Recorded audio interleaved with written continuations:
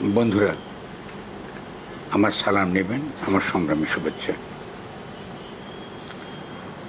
আমি বারবারই এই বিপদের কথা, সংকটের কথা বলতে আসলে আমার নিজের কাছে অনেক বিব্রত লাগে, কিন্তু আসলে আমরা খুব গভীর সংকটে পড়ে গিয়েছি। এখন আমি এটা যে পড়ে গিয়েছি তার লক্ষণগুলো কি? কিছু কিছু লক্ষণ আপনারা নিজেদের স্রেফ কাণ্ডজ্ঞান দ্বারা বুঝবেন। এর জন্য খুব বিরাট একটা রকেট সায়েন্স লাগে না। কী করে বুঝব? আপনি দেখবেন যে পুলিশ এখনও কাজে যোগদান করেনি। পুলিশ কাজে যোগদান করেনি। এমনকি পুলিশ ছাত্র লীগের সঙ্গে, আওয়ামী লীগের, ছাত্রলীগের সঙ্গে, যুবলীগের সঙ্গে এই দীর্ঘ 15টা বছর তারা শাসন করেছে। যমুনা টেলিভিশনের রিপোর্টটা ছিল আমাদের সকলের কাছে কম বেশি পরিচিত। সেখানে তারা দাবি করেছিলেন যে এমন সব পুলিশের নাম দেওয়া হয়েছে এবং তাদের ঠিকানা দেওয়া হয়েছে, সেই ঠিকানায় তারা যখন খোঁজ করতে গেছেন দেখেন যে এরকম কোনো কেমন নাম বা ব্যক্তি ও তাদের এলাকাতে নাই। তার মানে এই নামগুলো আসলে ঠিক না। এবং যুক্তিটা হচ্ছে যে বাইরের মানে ভারতীয় নাগরিকদের একটা বড় অংশ আপনার পুলিশে তারা নিয়োগ পেয়েছে। তো এখন দুটো কারণ হতে পারে যে পুলিশ কেন কাজে ফিরছে না। একটা হচ্ছে যে একটা বড় অংশ আসলে বাংলাদেশের নাগরিক না। 15 বছরে তো আমরা এটা অর্জন করেছি। ফলে আমাদের ছেলেদের উপর যত সহজে পুলিশ গুলি মারতে পেয়েছে, রাজনৈতিক দলগুলোকে যেভাবে অত্যাচার নির্যাতন করেছে, এটা তো করবার কারণটা এটাই। তো আমাদের কাছে ভয়াবহ কেন এখন এই ব্যাপারটা? একটা হচ্ছে এই যে এই পুলিশ এখনও যোগদান করেনি। মানে উচিত ছিল যে তাদেরকে বলা যে তোমরা 24 ঘন্টার মধ্যে যদি তোমরা যোগদান না করো তাহলে তোমাদেরকে পলাতক ঘোষণা করা হবে। পলাতক ঘোষণা করলে সুবিধাটা কি? তৎক্ষণাৎ তারা কোথায় লুকিয়ে আছে, কোথায় লুকিয়ে আছে, কী তাদের পরিকল্পনা, কেমন, এবং সেই পরিকল্পনা বাস্তবায়নের জন্য কোনো লক্ষণ, কোনো তৎপরতা আমরা দেখছি কিনা, এটা আমরা কিন্তু তদন্ত করতে পারি, কিন্তু সেই তদন্ত করবার কোনো ক্ষমতা আমাদের নাই। আমরা বসে আছি যে পুলিশ খুব স্বেচ্ছা আনন্দ চিত্তে যোগদান করবে। এটা তো অযৌক্তিক। এগুলো তো খুব অযৌক্তিক এবং এর মধ্যে কোনো বিবেচনা, ন্যূনতম কাণ্ডজ্ঞান নেই যে কী ঘটতে পারে পরবর্তীতে। আমি কিছুক্ষণ আগে আমি নিঃসন্দেহে আপনাদেরকে পুরো তথ্য আপনাদেরকে দিতে পারবো না, মানে আমি নিশ্চিত করে বলতে পারবো না, কিন্তু যেখান থেকে আমি তথ্যটা পেয়েছি সেই তথ্যটা সঠিক বলে আমি বিশ্বাস করি। কারণ এই তথ্য আমি অনেক সময় যাদের কাছ থেকে পেয়েছি এটা আমি সঠিক বলে আমি পেয়েছি। তারা বলছেন 15ই আগস্টের একটা বড় ধরনের সমাবেশ করবার যে পরিকল্পনা আওয়ামী লীগ করেছে সেটাকে বাস্তবায়িত করবার জন্য ইতিমধ্যে বিভিন্ন যে জায়গায়, বিভিন্ন স্থানে, ঢাকায় অস্ত্রশস্ত্র নিয়ে ক্যাডাররা ঢুকেছে। এটা হচ্ছে তথ্য। এটা সঠিক কি বেঠিক এটা খুঁজে বের করার যে দায়িত্ব যে বিভাগের, এটা তারা করবেন, গোয়েন্দা বিভাগের এটা করার বিষয়, বা আরও নানাভাবে এটা বের করার সূত্র রয়েছে। কিন্তু আমরা যদি আসলে এই ব্যাপার সম্পর্কে সচেতনই না থাকি তাহলে এগুলো কী করে আমরা সমাধান করব? ঠিক আছে না? এটা সমাধান করতে হলে আপনাকে ভাবতে হবে যে এটা একটা সম্ভাব্য একটা বিপদ আছে সামনে, এবং এটা তো সম্ভাব্য না। শেখ হাসিনার একটা ভিডিও ইতিমধ্যে প্রকাশিত হয়েছে, আপনারা দেখেছেন। সেখানে তিনি 15 আগস্টে একটা বড় সড়ো শোডাউনের তিনি কিন্তু পরিকল্পনা করছেন। কথাগুলো খেয়াল করেন, তিনি বড় সড়ো শোডাউনের পরিকল্পনা করছেন, কারণ 15 আগস্ট খুব সেন্সিটিভ একটা ইস্যু। ফলে আওয়ামী লীগ কী করুক না করুক, কিন্তু শেখ মুজিব সম্পর্কে বাংলাদেশের বিভিন্ন মতের মানুষ, তারা আওয়ামী লীগ করুক বা না করুক, তাকে, তার অবদানকে, তার রাজনৈতিক অবদানকে আমরা কেউই খাটো করতে চাই না। ফলে 15ই আগস্টে একটা দুঃখজনক ঘটনা ঘটে গেছে, ফলে তার প্রতি মানুষের একটা সহানুভূতি অবশ্যই থাকবে। তো সেই সময় আপনি এই ধরনের একটা কর্মসূচিকে লক্ষ্য রেখে একটা পরিকল্পনা চলছে, এবং পরিকল্পনাটি চলতে পারে সেটা অত্যন্ত স্বাভাবিক। এটা কাণ্ডজ্ঞান থেকে বোঝা যায় যে সরকার যে যার পতন ঘটানো হয়েছে, সে নানান রকম প্রতিবিপ্লবী ভূমিকা সে রাখবে। এই হচ্ছে দেখেন আপনার বিপদ। মানে আরেকটা এবার কিন্তু এই যে প্রতিবিপ্লবের চেষ্টা, এই প্রতিবিপ্লবের চেষ্টা কিন্তু সহিংস হবে, রক্তপাত হবে। যদি করতে পারে আওয়ামী লীগ এই অনুষ্ঠান 15 আগস্টে, বন্ধুরা এটা ভেবে দেখুন, আওয়ামী লীগকে লোকে কিন্তু ঘৃণা করে, তার মানে এই নয় যে শেখ মুজিবুর সকলে ঘৃণা করে। এটা আমাদের ভাবা উচিত না যে আওয়ামী লীগকে যারা ঘৃণা করে, একটা ফ্যাসিস্ট সংগঠন মনে করে, তারা শেখ মুজিবকে ঘৃণা করে। এবং শেখ মুজিবের প্রতি ঘৃণা চর্চা করা এটা ঠিক না। জাতিকে ঐক্যবদ্ধ রাখতে হবে। ঐক্যবদ্ধ রাখতে হলে তার যে ঐতিহাসিক অবদান, সে ঐতিহাসিক অবদানকে স্বীকার করতে হবে। তার যে সমালোচনা, যে পর্যালোচনা করা দরকার, সেটা করতে হবে। তাকে যখন আমরা মহানায়ক বানাই, হিটলারের মতো কিংবা মুসলিমের মতো, এটা ফ্যাসিজম, ঠিক আছে না? যদি তারা আমরা বলি যে শেরে বাংলা ফজল হক, সোহরাবর্দী, মাওলানা আব্দুল হামিদ খান ভাসানী এবং তার সঙ্গে শেখ মুজিবুর রহমান, আমাদের রাজনৈতিক ইতিহাসের এই সকলে গুরুত্বপূর্ণ ব্যক্তিত্ব। কিন্তু তাকে যদি আমরা বলি তিনি শুধু জাতির জনক, ঠিক আছে না? জাতি একটা মেয়ে মানুষ এবং তিনি একটা পুরুষ মানব, সেই মানুষের গর্ভ থেকে তিনি এই পুরো জাতিকে জন্ম দিয়েছেন। এই যে ফিউডাল পশ্চাৎপদ চিন্তা, এই চিন্তা থেকে আমাদের মুক্ত হতে হবে। জাতির জনক বলে এটা পলিটিক্যাল কনসেপ্ট না, এটা শুনতেও খারাপ লাগে। জাতির ভাল লাগছে, এটা কেমন শব্দ? এখন ধরেন এর আগে কি কায়েদে আজম বলতাম আমরা, তো জাতির জনকের রাজনীতিটা আসলে পাকিস্তানি রাজনীতি, একই জিনিস। ফলে আমরা এই এত বছর ধরে আমরা কিন্তু পাকিস্তানি রাজনীতি করেছি। ফলে আমাদেরকে পার্থক্য করতে হবে, একটা হচ্ছে ফ্যাসিজম, আরেকটা হচ্ছে বাংলাদেশের মুক্তিযুদ্ধে আওয়ামী লীগের অবদান, বাংলাদেশের মুক্তিযুদ্ধে শেখ মুজিবের অবদান এবং তার বহু ত্রুটি, যার খেসারত আমরা দিচ্ছি। তাহলে কিন্তু তাকে আমরা ইতিহাসে আত্মস্থ করতে পারবো, তাকে আমরা গ্রহণ করতে পারবো, একটা ঐক্যবদ্ধ বৃহত্তর জাতি আমরা তৈরি করতে পারবো। এখন তারা 15 আগস্ট বেছে নিয়েছে, এটা খুবই কৌশলগতভাবে সাংঘাতিক সংবেদনশীল একটা তারিখ। এই সংবেদনশীল তারিখে আপনি যদি তাদেরকে সমাবেশ করতে না দেন, আপনি যদি তাদেরকে শোডাউন করতে না দেন, তাহলে এটা সহিংসতার দিকে গড়াবে। এর পক্ষে একটা জনমত তৈরি হবে, এর পক্ষে একটা জনমত তৈরি হবে। এমন যদি জনমত তৈরি হয়, তাহলে তাদের যে সমাবেশের মধ্য দিয়ে তারা যে শোডাউনটা করতে চেয়েছে, সেটা আন্তর্জাতিকভাবে যেমন বুঝবে, দেশের ভেতরেও এই পরাজিতদের পক্ষে, যেটা আওয়ামী লীগ এখনও পরাজিত হয়নি, মানে ফ্যাসিস্ট আওয়ামী লীগ পরাজিত হয়নি। আওয়ামী লীগ আমাদের দেশে রাজনীতি করেছে এবং তার দীর্ঘ অবদান, ইতিহাস আছে, অবদানও আছে, ফলে তারা রাজনীতি করবে। কিন্তু ফ্যাসিস্ট, যারা আওয়ামী লীগকে ফ্যাসিস্ট শক্তিতে পরিণত করেছিল, সেই শক্তি কিন্তু আজকে এই কাজটা করছে।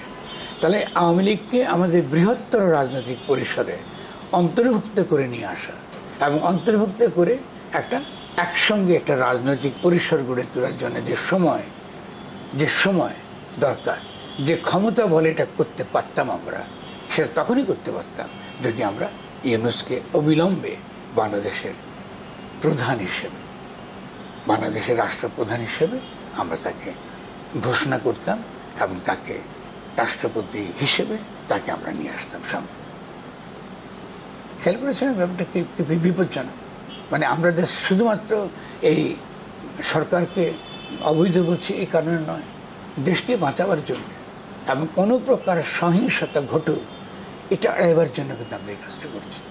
ধরুন আজকে 15 আগস্টের পরে একটা ঘটনা ঘটে গেল, তাহলে এই সরকারের তার কি অবস্থা হবে? এটা তো বিতর্কিত হয়ে যায়।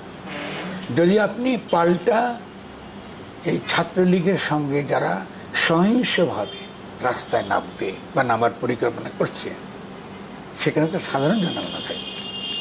আপনি যদি পাল্টা সহিংসতা করতে চান, আপনি সমাজের মধ্যে ভিন্ন রাজনীতি, আরেক ধরনের সমবেদনা তৈরি করবেন এবং সেটা অন্যায্য কোনো সমবেদনা নয়। ঠিক যে কারণে আমরা বিএনপির উপর যখন বিভিন্ন রকম অত্যাচার হয়েছে, আমরা যেমন তার প্রতি সমবেদনা জানিয়েছি, এবং চেয়েছি তাদের অধিকার, তাদের সমাবেশের অধিকারের পক্ষে। তারা আপনি কিসের যুক্তিতে 15ই অগাস্টে তাদের সমাবেশের অধিকারকে আপনি ক্ষুণ্ণ করুন? আপনি বলুন কিসের ভিত্তিতে করুন? আপনার কী যুক্তি? আপনি কী যুক্তিতে দিতে পারতেন যে যদি আপনি প্রেসিডেন্ট থাকতেন ডক্টর ইউনূস, তাকে দিয়ে আমরা একটা ঐক্যবদ্ধ আমরা একটা কী করতাম, একটা শক্তি হিসেবে হাজির হয়ে আমরা আওয়ামী লীগকে ডাকতাম, আমরা বিএনপিকে ডাকতাম। দেখেন আমি সমাধান দিচ্ছি আপনাকে। আওয়ামী লীগকে ডাকতাম, আমরা বিএনপিকে ডাকতাম, সকল পক্ষ, বিশেষত ছাত্র নেতৃত্ব, ছাত্র জনতার সৈনিক, এই মৈত্রীর ভিত্তিতে যে শক্তিটা এখন কাজ করছে এবং যারা প্রতি বিপ্লবকে ঠেকিয়ে দেওয়ার জন্য প্রত্যেকটা মুহূর্তে যারা ভূমিকা রাখছে, তাদেরকেও ডাকতাম। সে ডাকার মধ্যে দিয়ে কী করতাম, এই যে বিরোধগুলো রয়েছে তার মধ্যে আমরা ঝাড়াই বাছাই করতাম। আমরা আওয়ামী লীগের যারা অত্যন্ত সুবিবেচনা যাদের মধ্যে আছে, যারা প্রজ্ঞা ধারণ করেন, তাদেরকে আমরা বোঝাতে পারতাম, সক্ষম হতাম যে আমরা শেখ মুজিবের যে 15 আগস্টের ঘটনা, তার জন্য আমরা শোকাহত, কিন্তু আমরা কোনো প্রকার সহিংসতা এটা চাই না। এবং সেই দিন আমরা কী করতাম, আমরা করতাম যে এই দিনটা হবে আমাদের একটা শান্তির চুক্তি, জাতীয় শান্তির চুক্তি। কোন তারিখে হবে? 15ই আগস্টে, যেন 15ই আগস্টের ঘটনা পুনরাবৃত্তি না হয়। কী শান্তি চুক্তি হবে? পাবলিকলি বলবে রাজনৈতিক দলগুলো, আমরা দেশের শান্তি শৃঙ্খলা রক্ষার ক্ষেত্রে আমরা অঙ্গীকারবদ্ধ, জনগণকে বলবে। ফলে আমরা কেউই এই শান্তি, এই যে পরিবেশ, এই ঘটনা ঘটে গেছে, এই পরিবেশকে অহিংস করা এবং বিদেশি কোনো শক্তিকে এখানে এসে হস্তক্ষেপ করা, এখান থেকে আমরা বেরিয়ে আসবো। তাহলে সেটা হতো কি একটা শান্তি চুক্তি। আমরা এই দিনটিকে ব্যবহার করতে পারতাম অত্যন্ত প্রতীকীভাবে, সকল প্রকার সহিংসতাকে আমাদের দেশ থেকে তাড়িয়ে দেওয়ার জন্যে একটা চুক্তিপত্র। নিঃসন্দেহে আওয়ামী লীগ যদি এদেশে শান্তি চায়, একটি ঐতিহাসিক মর্মান্তিক ঘটনা, যে ঘটনাকে আওয়ামী লীগ সশস্ত্রভাবে তার শোডাউন হিসেবে সে আমাদেরকে দেখাতে চাচ্ছে, এটাকে প্রতিহত করবার রাজনৈতিক কৌশল আমাদের বের করতে হবে।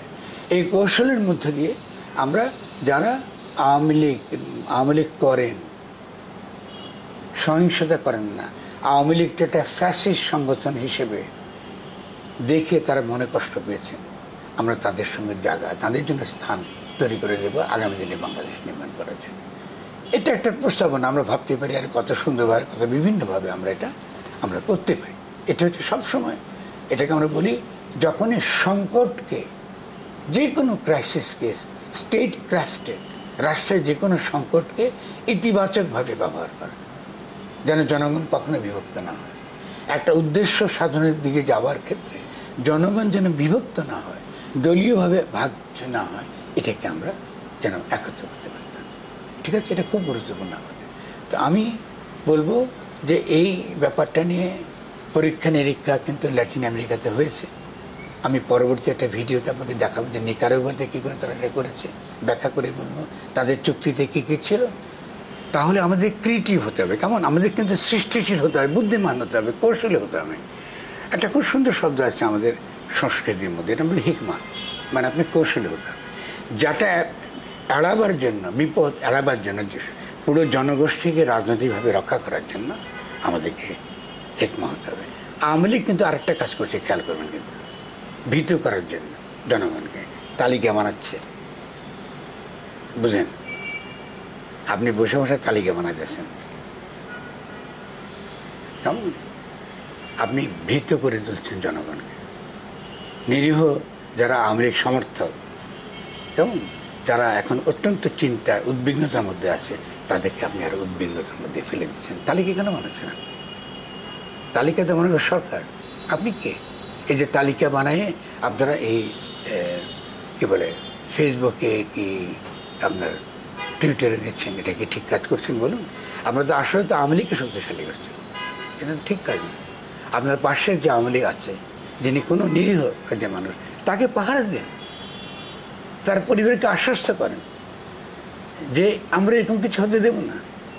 তাহলে একই সঙ্গে আমি শুধুমাত্র এই যে 15 আগস্টকে কেন্দ্র করে আমরা কি করতে পারি, শেখ মুজিব তো অবশ্যই তার অবদান আছে, তাকে হত্যা করা কি আপনারা মনে করেন সঠিক? আমি সঠিক বলে মনে করি না। আমরা তো এইভাবে রাজনৈতিক পরিবর্তন হোক এটা আমরা মনে করি রং। ফলে শেখ মুজিবকে মহানায়ক বানাবার শর্ত তাকে হত্যা করার মধ্যেই তৈরি করা হয়েছে। ফ্যাসিজম বাংলাদেশে গড়ে উঠেছে শেখ মুজিব হত্যার মাধ্যমে। তার মানুষের আবেগকে আমরা কি উস্কে দিয়েছি, তার প্রতি মানুষের ভালোবাসাকে আমরা ফ্যাসিস্ট শেখ মুজিব বানাবার বয়ানের দিকে আমরা ঠেলে দিয়েছি। দরকার ছিল না এই কাজটা করা। রাজনীতিকে সবসময় আমাদের কী করতে হবে, তাকে প্রাধান্য দিতে হয়। কোনো একটা ব্যক্তিকে যদি আমরা অপছন্দ করি, তার ব্যক্তিত্বের মধ্য দিয়ে যে রাজনীতির সমাজে হাজির থাকে শক্তিশালী হবে, কেমন সেই রাজনীতিকে আমরা মোকাবেলা করলে সেই ব্যক্তিকেও সাইজ হয়ে যায়, সেই ব্যক্তিকে আর হিটলার বানানো যায় না, সোজা কথা। তাহলে দেখুন, প্রথমত 15 বছরের যে পুঞ্জীভূত ঘৃণা, প্রতিশোধ স্পৃহা, তাকে আমাদেরকে নিয়ে আসতে হবে ঐক্যের জায়গায়, যেন বাইরের কোনো শত্রু এখানে ষড়যন্ত্র করতে না পারে। 15 আগস্ট খুবই গুরুত্বপূর্ণ দিন। এর দ্বারা কিন্তু অনেক কিছু নির্ধারিত হবে এবং 15 আগস্টের আগে যদি আমরা ডক্টর ইউনূসকে বাংলাদেশের গণ অভ্যুত্থানের প্রধান হিসেবে আমরা না আনতে পারি, তাকে গণ অভিপ্রায়ের, জনগণের অভিপ্রায়ের চূড়ান্ত অভিপ্রকাশ হিসেবে তাকে যদি না আনতে পারি, তাকে যদি প্রেসিডেন্ট হিসেবে না আনতে পারি এবং আওয়ামী লীগের যিনি প্রেসিডেন্ট তাকে বজায় রাখে, আপনারা বিশাল একটা ষড়যন্ত্রের ফাঁদে পা দিয়ে বসে আছে। আপনাদের প্রতি আমার ভালোবাসা রইল। আমি চাইব কোনো বড় কোনো ক্ষতির ভেতর দিয়ে যেন আমাদের দেশ না যায়। আপনাদের সকলকে ধন্যবাদ।